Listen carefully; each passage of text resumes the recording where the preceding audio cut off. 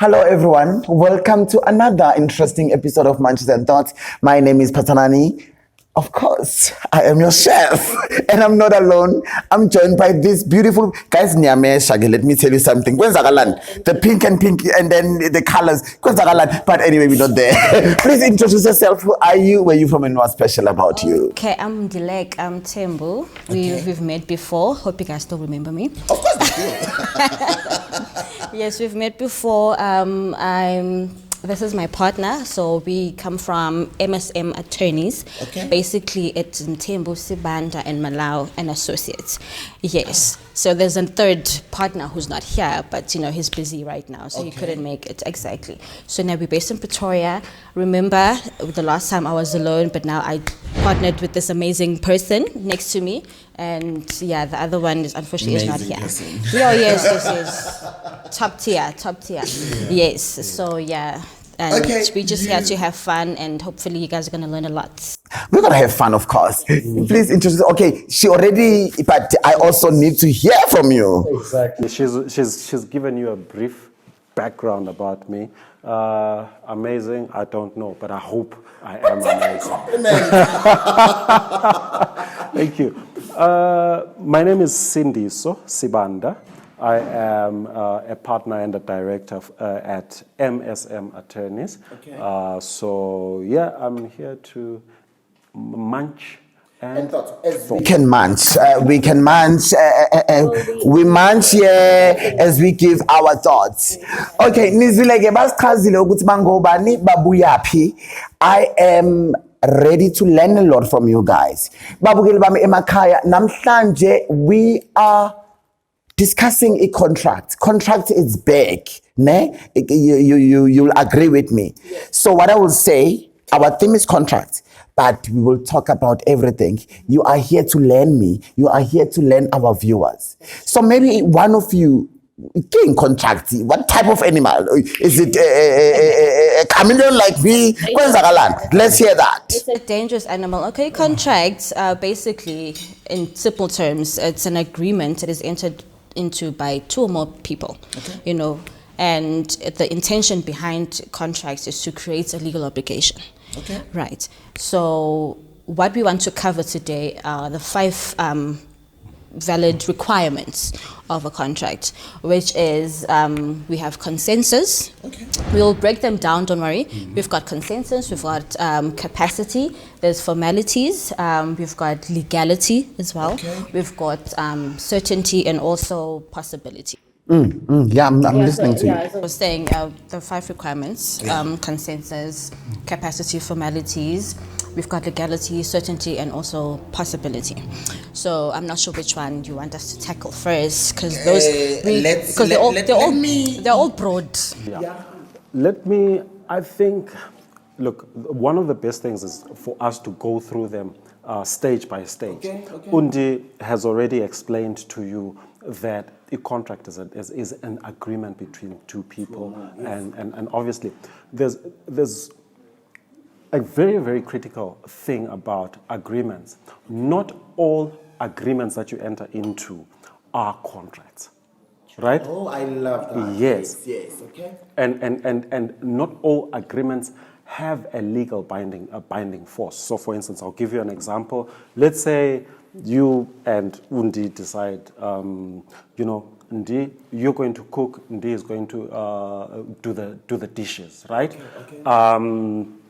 Basically, that's an agreement between yourselves. So that we would call a domestic agreement. Mm-hmm. It does not create a legally binding obligation, right? So if Ndi does not, you don't have recourse against. You can't sue Ndi for not doing the dishes, because basically what she's done is there's no breach of a legal obligation.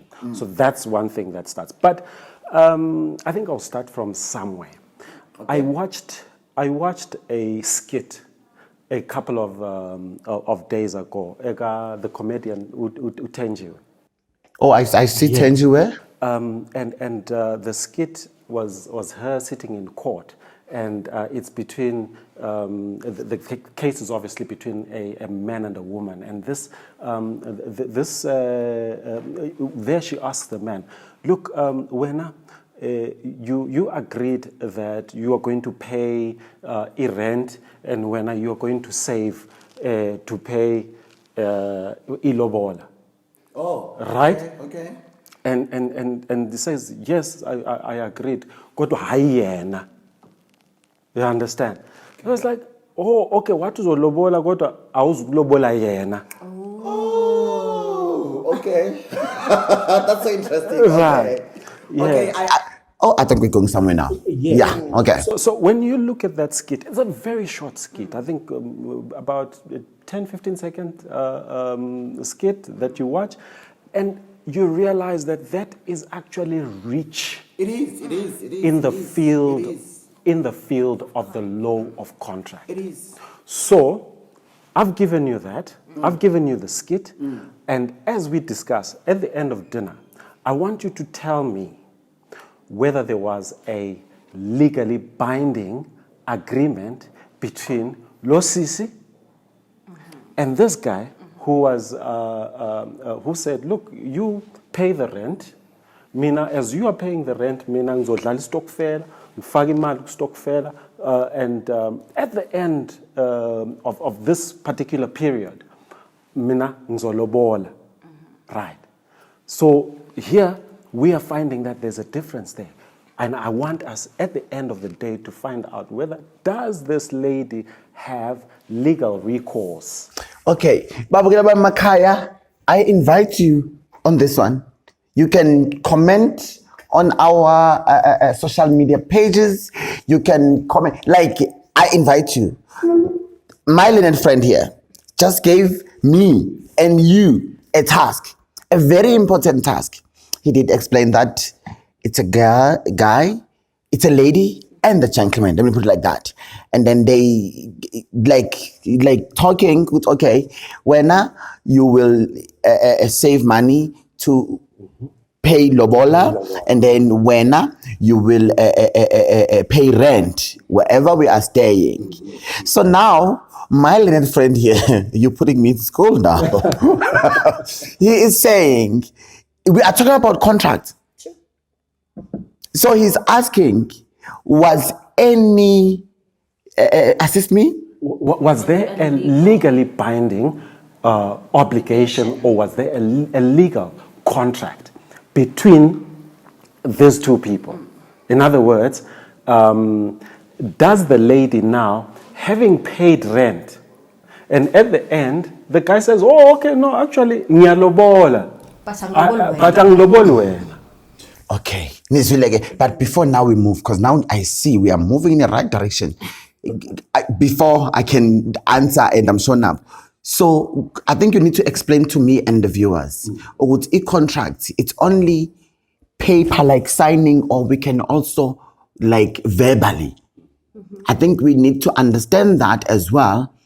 You can enter into contract verbally, you can enter into contract in writing. I think we need to understand that, because I'm one of the people who don't understand, and I believe there are a lot of people who don't understand. But I'm so happy to have you guys today, because you will unpack that very well.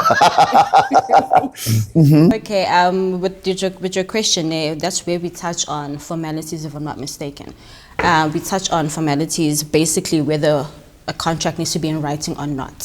So now, ideally, it's always advisable to have a contract in writing, but not all contracts have to be in writing in order for it to be enforceable. We can have verbal contracts as well, verbal agreements, even though, it can get tricky if a matter actually goes to court.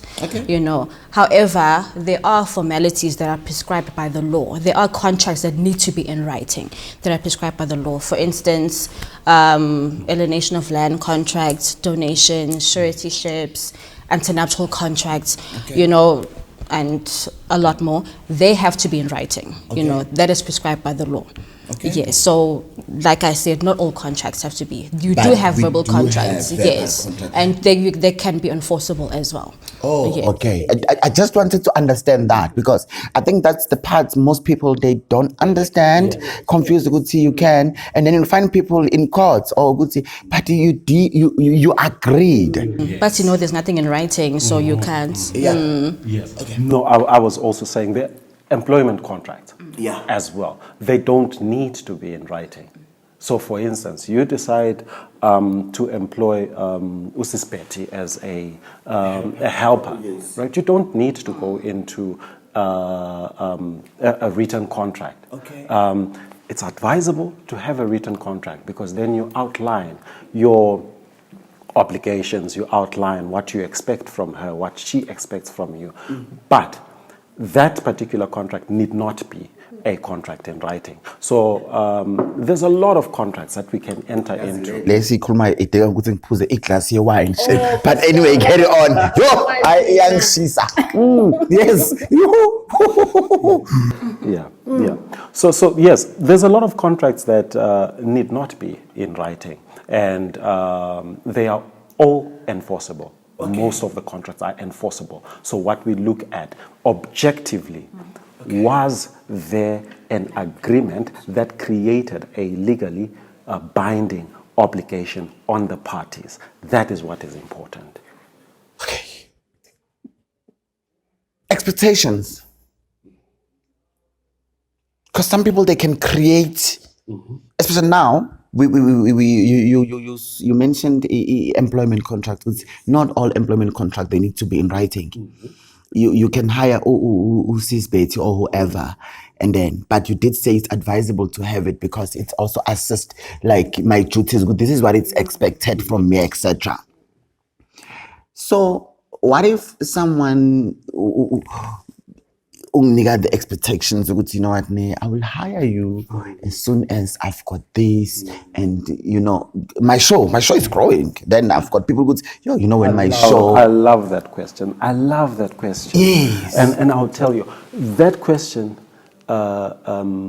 takes me back to the basis of contract. I need to get back because in order for me to answer that particular question, I need to go back and say, okay, what are the circumstances? What has come into being here? Right. The first thing, in order for there to be a contract, we said there's certain formalities that it needs to fulfill. There are actually 6 formalities that it needs to fulfill. In other words, 1, there must be consensus. The first principle. Remember, a contract is bilateral or multilateral. In other words, if it's bilateral, it means that it's between 2 people, right? It's between 2 people or more, right? So now, the first thing that we need to find out is that are these people in agreement? Do they You said you're talking. this contract? Undi defined a contract as an agreement, right? Are these people in agreement? Is there consensus between these 2 people? In order for us to establish whether there is consensus between these 2 people, the first thing that we need to determine is that did the minds of these people meet? Okay. Are they talking about the same thing?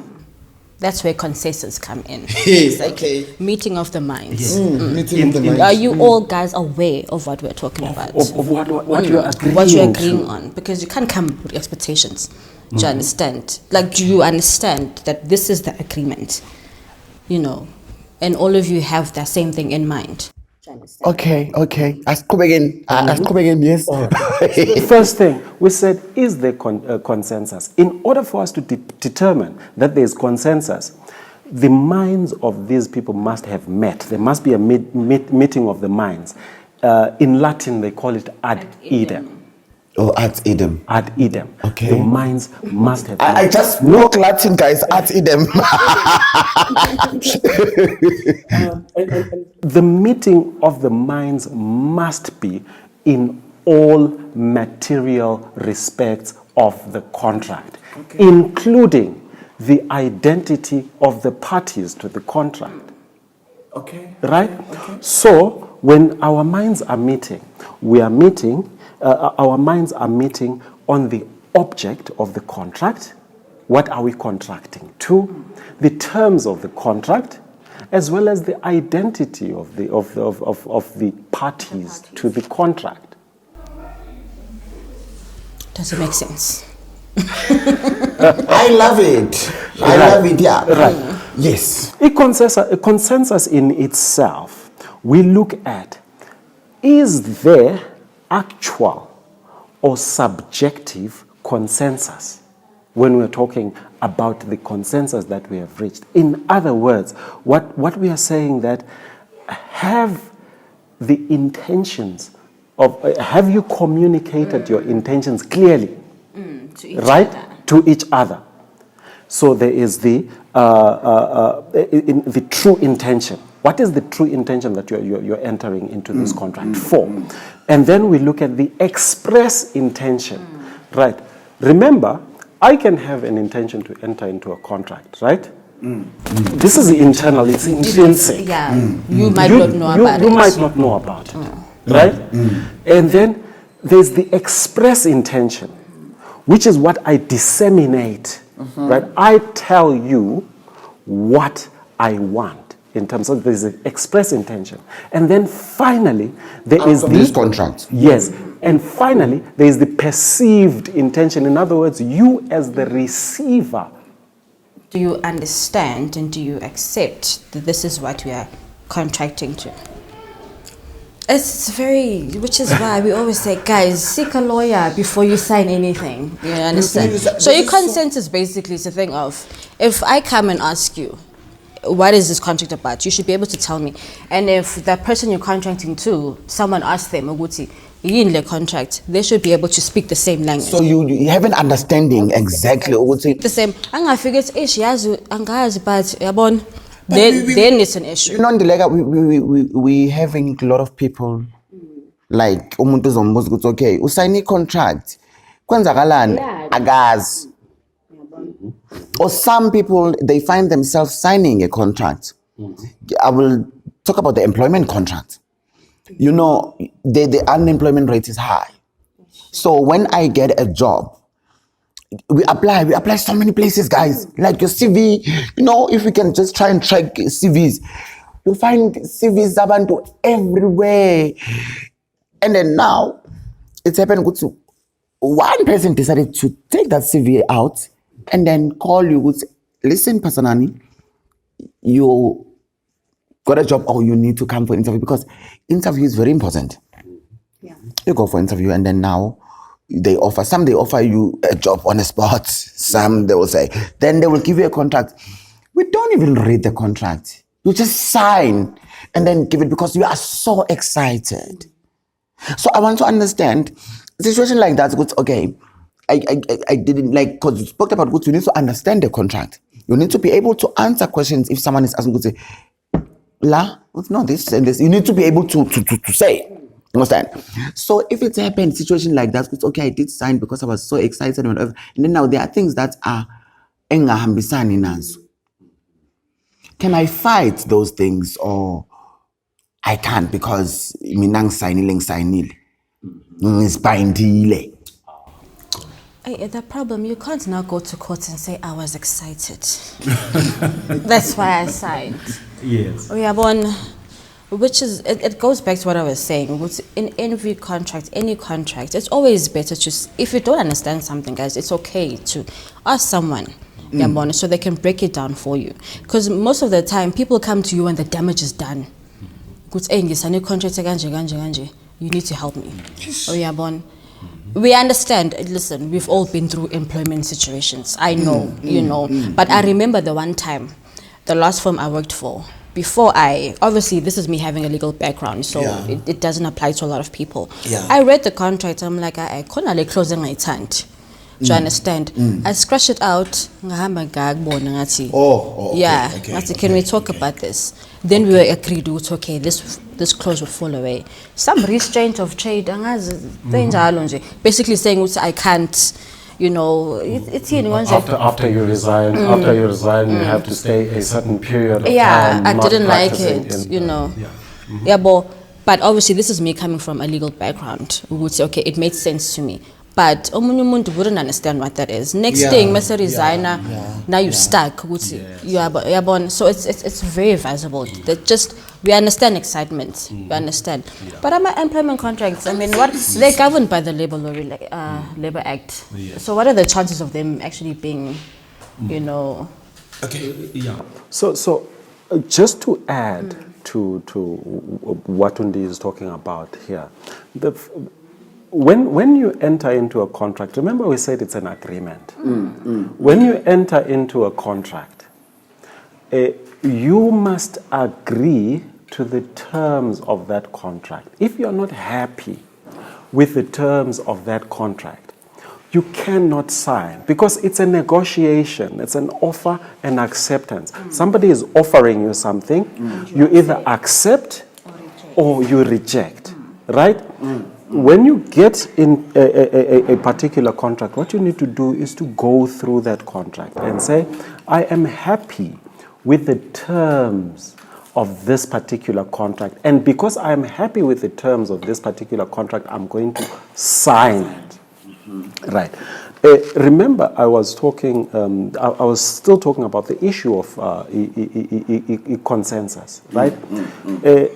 Now, when the courts have to assess your particular situation, now where you have bound yourself to a particular contract, but you did not understand the terms of the contract. We now go into an area of contracts called the theories of contract, right? There are three theories, main theories of contract. That's one is the will theory, right? The declaration theory, and then the final one. In fact, the final one is there's the will theory, there's the declaration theory, and then there's it will come back to me. But anyway, let's talk about the will theory. Let's talk about the will theory. The will theory just more on the consensus part. Yes, the will theory looks at the will of the parties. What did you intend to do? You intended to be bound by this contract, right? Okay. It's a strict That's approach. the will of the contract. Yes, the will of the will of the parties. It's the will of the parties, right? So you are, in this case, you're basically bound by the contract because you intended to be bound by the contract, and it's a strict application of looking at contracts. So what you then do is we need to then break down and say, yes, you intended to be bound by this contract, but did you understand the terms? Right? Did you enter this contract willingly because you understood, or you misunderstood when you entered into this contract, right? When you entered into this contract, you entered as a result of a mistake because you mistakenly believed that the job that you are applying for is based in Johannesburg. Okay. Right? Okay. But you all of a sudden now realize, no, but the post is in Durban.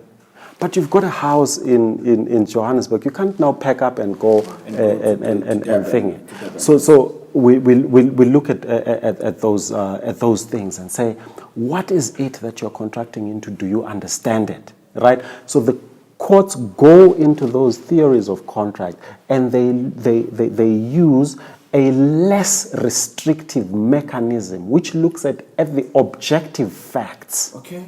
Right? Okay. Objectively, when you entered into the contract, did you understand, did you intend to contract for those particular reasons? And then they make an assessment and say, oh, actually, you must be bound by this contract because you did intend to be bound. Because I think the issue would also come after you sign a contract. I mean, I can imagine being now the court or the judge in this situation. The question would arise, Uguti, how did you not know, Uguti, the post is in Durban? you understand? Which I would ask as well.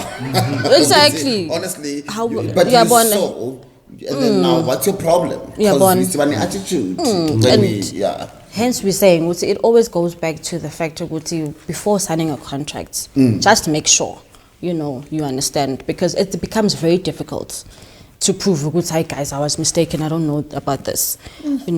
It becomes very difficult. Babukele bami emakhaya nizwile bachazile basachaza uyazi ukuthi I'm speechless and I don't know, like, understand what you are entering into. Can we take the excitement and throw it there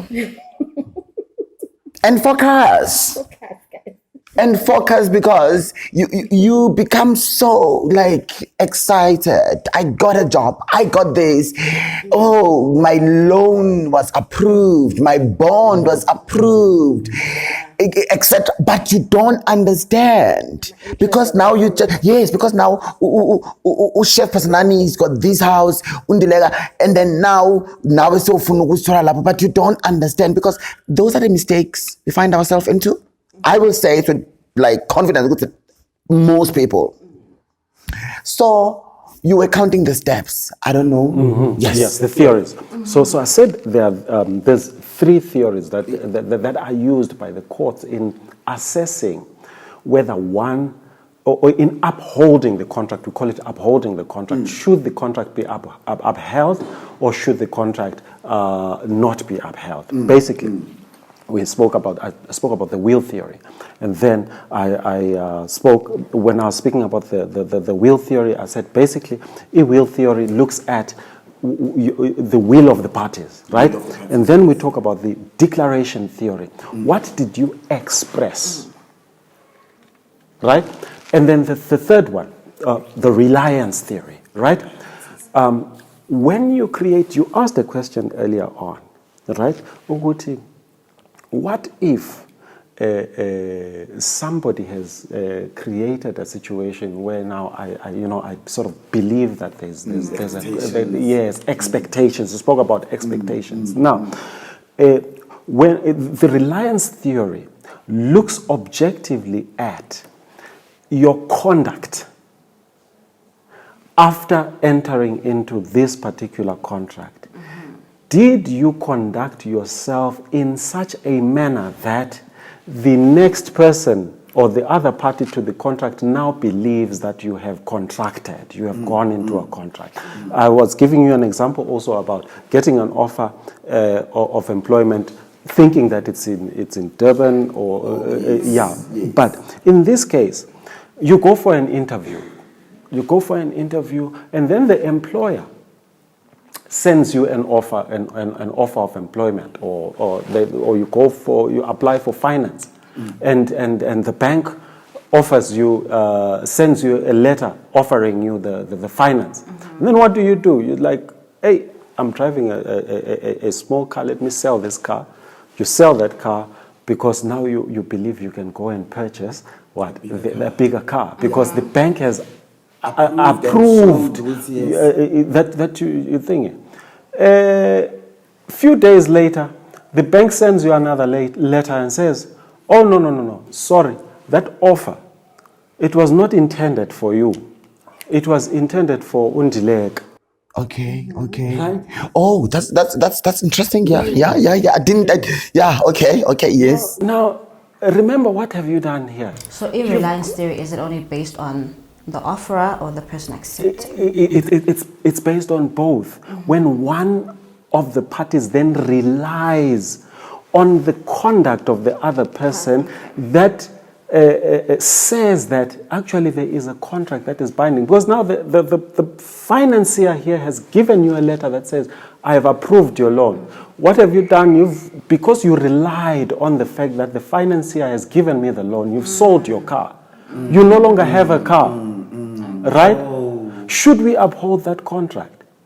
Because that person has created circumstances that made you rely on their particular action, the letter that you got. Now you're relying on that letter, and then you're prejudiced. Do you have recourse?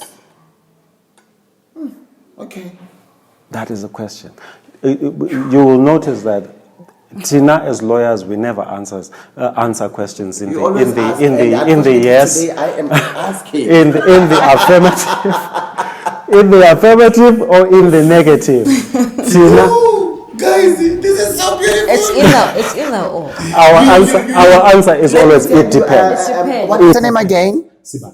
Sibanda, you are good in explaining. Let me tell you. When I told you are so calm, like I'm calm. You see how calm I am, and that's not me. I'm very colorful, but I'm just like, okay, let me listen to these people. And that's a beautiful skill. Anyway, back to the business of the day. Yes. Thank you. So now this person has created circumstances that made you now rely on their conduct and say, yes, I've got a contract that is binding. Right? All that centers around the fact of whether there was consensus in the first place. Was there an agreement? Because that is the first basis. Was there an agreement now because I relied on your actions? Possibly. Because you've given me the impression that we've got an agreement. Right? Anyway, that is, we've covered now the issue of consensus. Then we look at when you're contracting, when you're entering into a contract, you must enter into a contract with a person who is legally capable of entering into a contract. Right. We call that capacity. It is the capacity to enter into a contract, or the contractual capacity. Right. There are certain people who do not possess the capacity to enter into a particular contract. Who are these people? Can you think of an example? I think underage. Oh, beautiful. Because honestly. Yes. Right. So with the question of age, we talk about two different categories in terms of age. There's what we call an infant and a minor. Right. An infant is a child between the age of 0 to 7. Okay, 0 to 7. Right. Those do not possess contractual capacity. Right? In other words, they cannot act on their own. They cannot contract. You can't meet up with Mothupa Mbatha. Estradweni is busy cycling, a 6-year-old. You're like, please tell me. Chances are Mthembu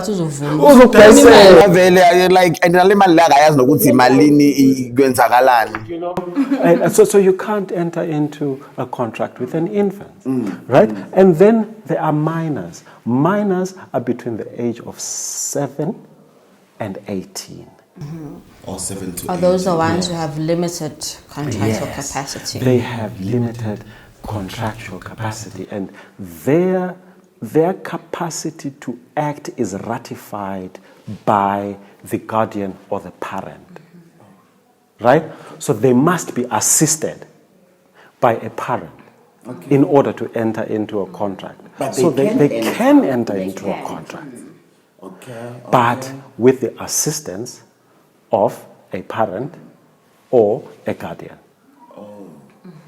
Right.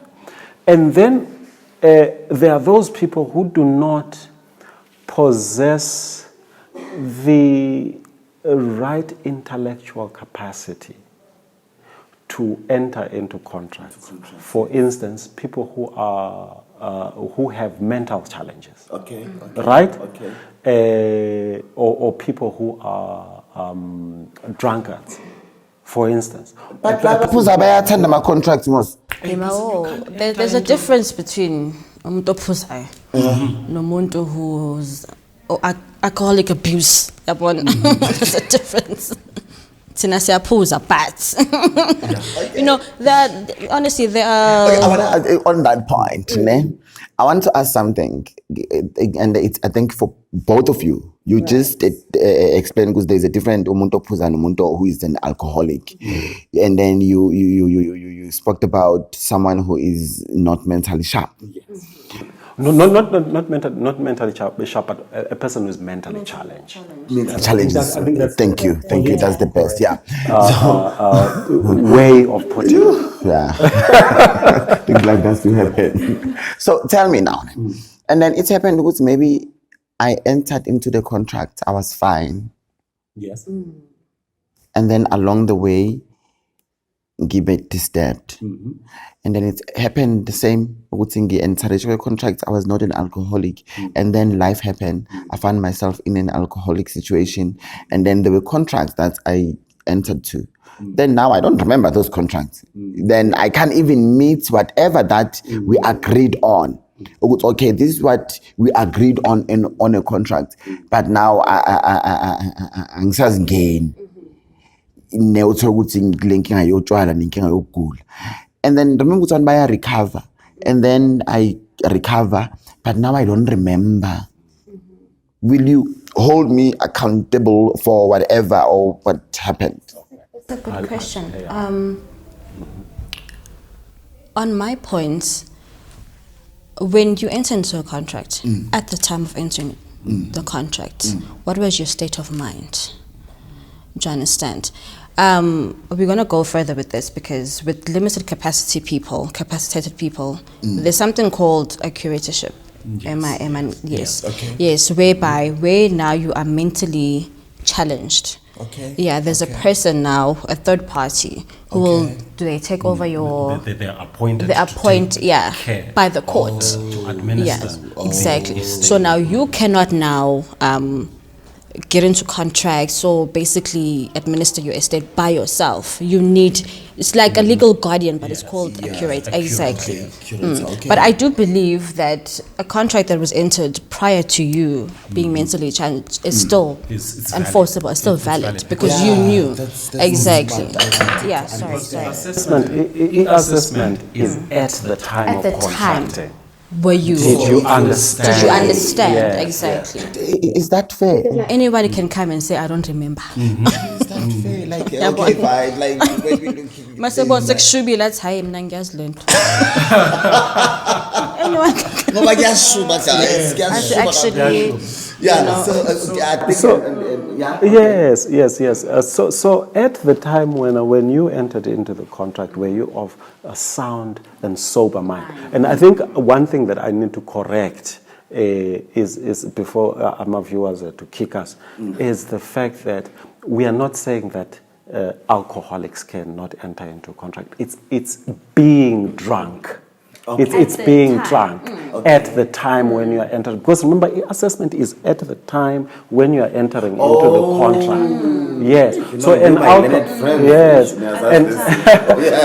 alcoholic can enter into a contract depending on his state of mind. But anyway, okay. Now I just want to ask now. Unless there's something that you want to say before I can ask a question. No, go ahead. Okay, so the contract breaching. Umuntu says, "Yo, you breached the contract. You did this." Kusuke sebenze njani? Then abantu sebenzisana emakhoti, abantu omunye sethi, "Hey." I want us to hold this breach. Okay. Because what we breach singakabi ne contract. Mfuna si build the contract. We're still building this contract. Remember, we've got requirements. Let's go. Okay. Because now we're gonna say breach, and then you're like, but we didn't discuss this. Okay, carry on. Let me just listen to you. Where were we with the requirements? Capacity. Yes.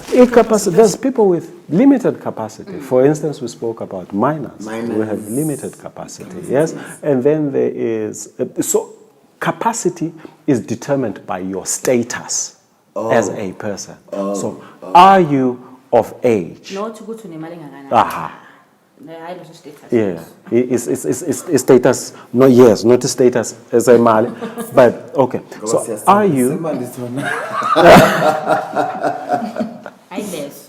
Yes. So are you of the right age to enter? You're not a minor. You're an adult. You enter into a contract, right? Are you sober? Yeah. Right. When you are signing. When you are signing. Are you not mentally challenged? That is the status that we're talking about. Have you experienced people signing contract drunk? Hey. Well, we haven't. No. I haven't. No. I just wanted to know. Like, remember, you guys are lawyers that deals with it. So maybe We see things. it's but behave. Yes. Yeah. So I just wanted to understand that. Yes. So that is the status that we're talking about. And then when we talk about the status also, marriage has a bearing on your status. Okay. Remember? So if you're married in or out of community of property, it's got a bearing on whether or not you can contract. Right? If you're married in community of property, you've got a limited capacity to act in terms of a contract because you need your better half, right? To come and assist you in signing this contract. You sign together because you are a joint holders of this particular estate. So if you're married in community of property and you want to go and take a home loan, for instance, the bank is not going to contract with you unless you have your spouse with you. So now I'm married. limited capacity. Yes, I'm on limited capacity. So now I'm married in community of property, and then it happened ukuthi akusekho kahle ekhaya, and then omunye sekamuvile sekalena omunye sekalena. So but asidivorcanga. Because that's what happened. Most people that are married in community of property, they don't divorce, but they separate. It's happening a lot. You understand? So what are you saying to me? I can't enter into any contracts. I want to understand that. I can't enter, like I can't go to the bank and maybe a loan. I will need this person ngasafuna ukuba naye ukuthi abe khona. Bazofuna a decree of divorce. No, if it's not divorcing. Then how do you prove to the bank ukuthi you have separated? So I can't. Ngaze ngavelela. You can't say I was sahla ndawonye. Abangene bona lapho. Yes. No. Can they enter into some certain form of agreement? An enforceable one, though. Look. Very interesting question. And when you are entering into it doesn't mean that you can't enter into any contract.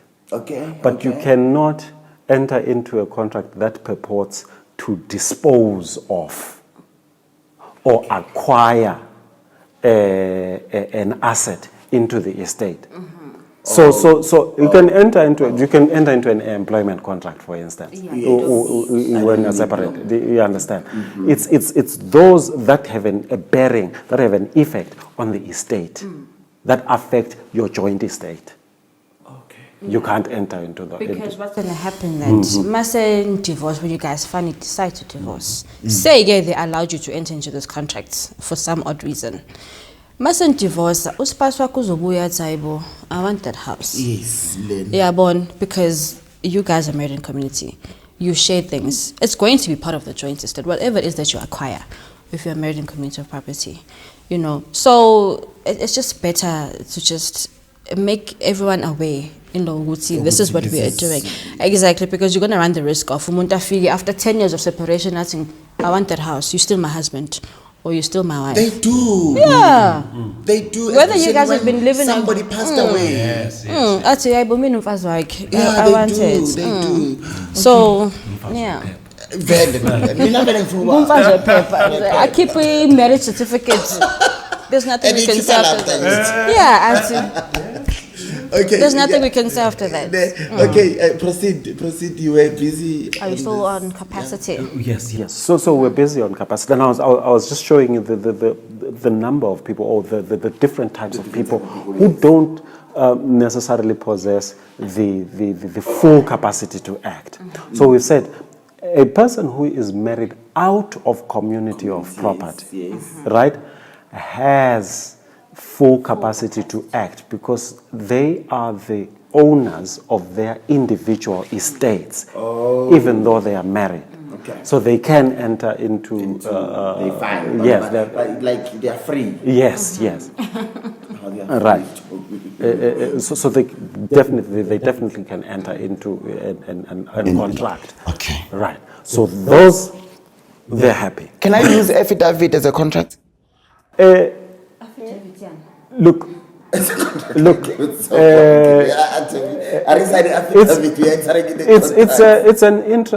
an interesting question. Interesting. Yes. I want to hear this. Yes,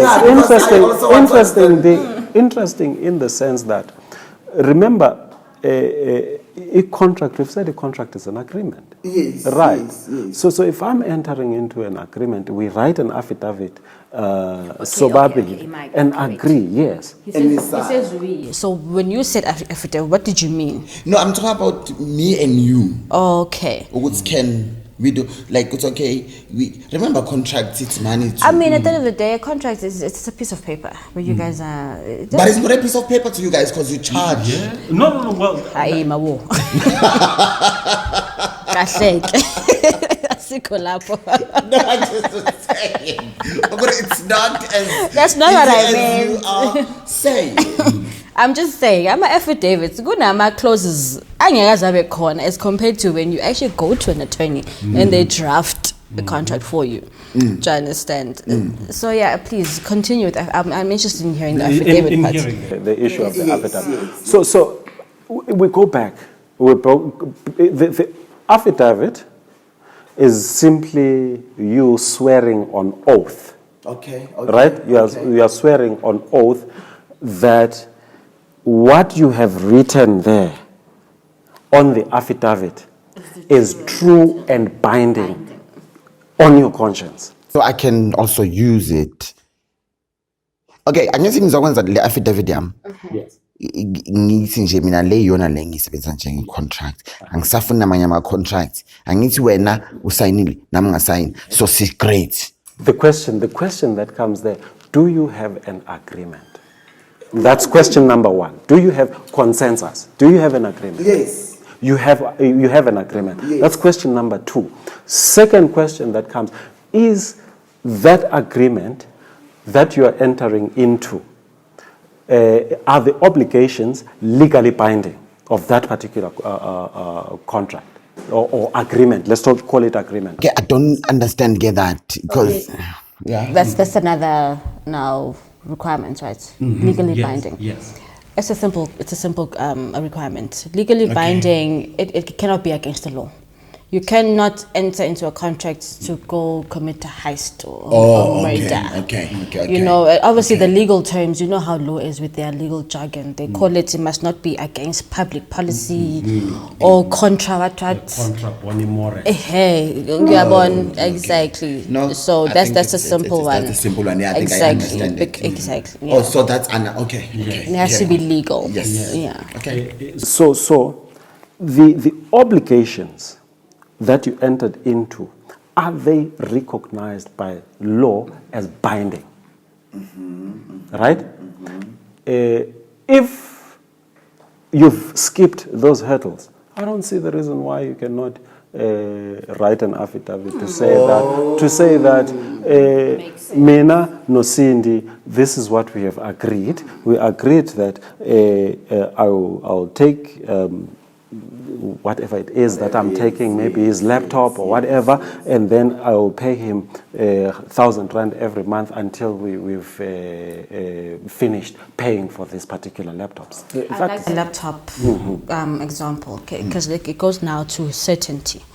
We need to unpack that one. It's another requirement, you know, because he speaks of a laptop, and we've spoken about this before, you know, is that when you enter into a contract, saying you and I want to buy a laptop from you, right? And then we agree that I'm buying a laptop. We both agree, yeah, well, na laptop, Now the question comes in, Uguti, what type of laptop is it? We need those. It's like buying a house.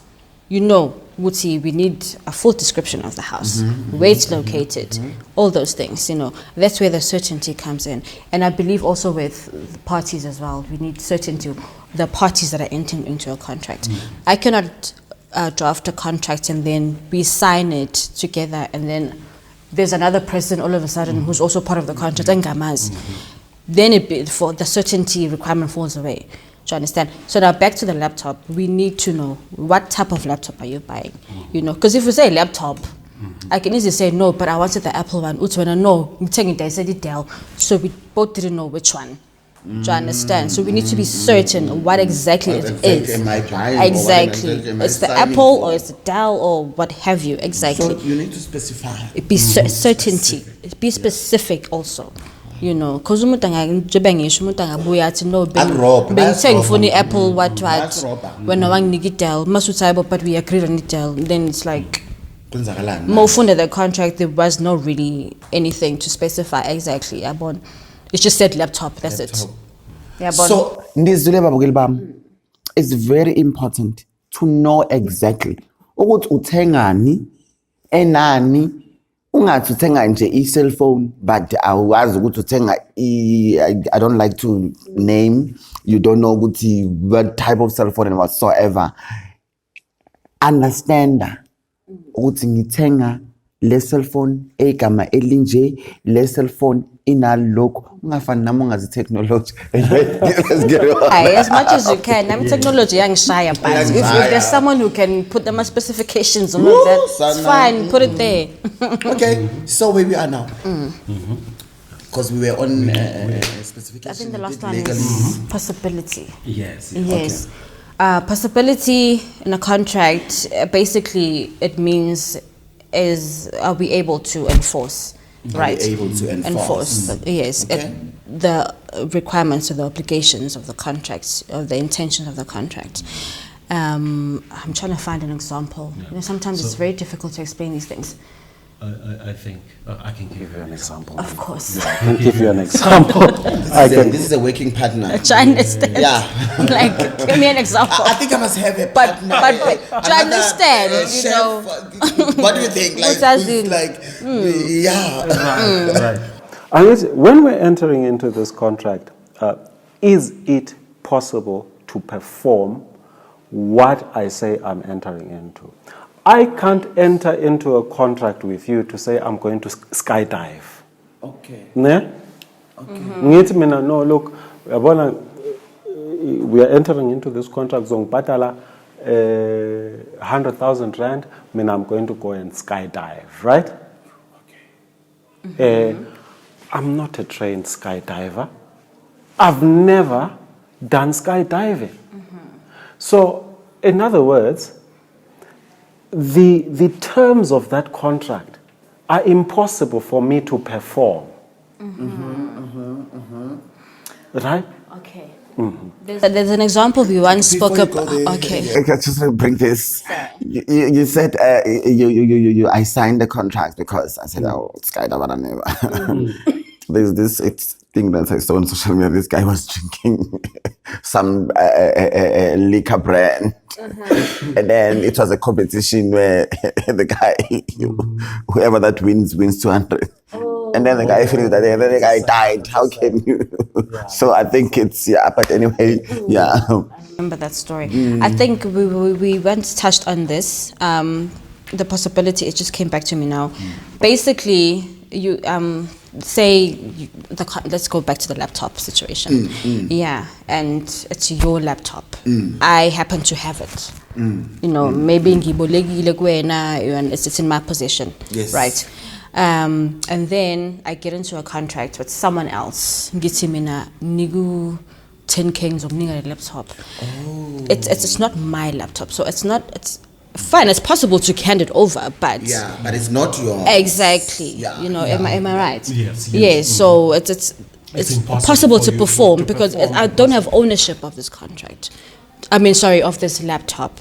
So I cannot, You cannot pass it on. But these are all the tricky things that, when you have a contract in front of you, you need to to understand. And obviously it's depending on the type of contract, because there are a lot of different It's contracts. also advisable, if you receive a contract, to find someone in a legal environment to go through that contract for you and explain, because we don't like to read. And the contract, sometimes they can come some way. It's like, today I learned a Latin way that you did. I even forgot. Yes. So I think it's advisable if you receive a contract, because you can have a contract for certain days before you can sign it. You understand? I think it's very, very important to have that person that look at that contract, explain that contract, and then, because some they can come in big bombastic words.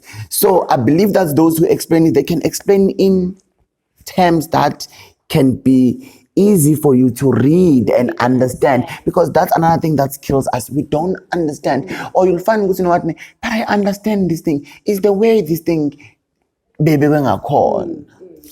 Okay. It's like doctors, they give you all these things. You're like, but flu, but they write all these things. And then yes, Yeah. So we spoke about a possibility. Right? Is it possible for you to perform what you are contracting to? yes. Right? Yes. Like I told you, I've never skydived. I cannot contract to go skydiving, or I don't know how to build, and then, or to cook at a thing like you are the chef, and then all of a sudden I enter into a contract. Do enter kuma contract against the bangazazi. Here's the thing: can you come back and sue you because now you couldn't cook? Yes. Yeah, because Ndileka, it's happened. People, And you can't. This is very important. So possibility was not there. So does it not mean the contract falls away? Then we now have to go and analyze that particular contract. So what have you done? Remember, there's certain instances where we can uphold the contract, or where we can, where the contract cannot be upheld, right? For instance, if you trick me into entering into a contract, you misrepresented that you can cook, right? You lied. So it's a misrepresentation. But also not now the question of how was the misrepresentation. You understand? Because yes. you need to look at that. Was the misrepresentation material? Thank you. Was it a material misrepresentation for the validity of this particular contract? You know what, me? Unfortunately, my time. I think you guys need to So come you should back. I think you guys need There's to a come lot back. you wanted to talk about. But I see. Unfortunately, I need to close the episode. But before I close it, yes. Before I close it, I'll just give you, both of you, just to pack it in a way and give advice as well to someone that is watching, because I can see there is a lot here. And you are coming back anyway. Oh, listen. You'll be on season 4, you're coming back. Definitely. Yeah, so if you can just do that, and then we say goodbye to the viewers. Okay, what I just want to say is that, guys, it's basic. If you need assistance with contracts, contact us. We are there. We are there. We will consult. You We do can everything. give them, review. if you don't mind, your details. I can give you what the email. Yes, It's info@msmlaw.co.za. Info@msmlaw.co.za. We just got a new landline number, so I'm still good. Okay. Exactly. So I think you're asking. I can't. Yeah, it's usually have to check. 012. Okay. It's 012-054-5608. Okay. But any inquiries, any consultations that you guys want to do, please just email So us. And just then for we're me there. to understand, your firm, it's only contracts, or you've got other legal matters? We've got different departments. We've got general litigation. Okay, And then we've okay. got banking litigation, we actually in the panels of one of the biggest banks. I will not mention any names. Yeah. Yes, and then we've got a conveyancing department as well. So the firm is pretty grown now. We're doing well. Congratulations. Thank you. Okay, Thank so you. So he's heading our legal general litigation department and contracts and all that. So yeah. Because as I'm saying that in my season 4, there's a lot happening. So There's a lot. I will need a lot There's of a lot. legal people. There's a lot. So yes, over to you.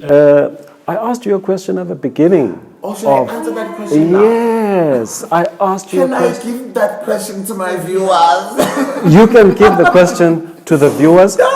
It's like we said, it's an assessment of the things that we have all discussed. Oh, okay. To see, was there a valid contract? Did these people have a meeting of the minds? I don't think there was a valid contract. I don't think they understand each other when they were saying this.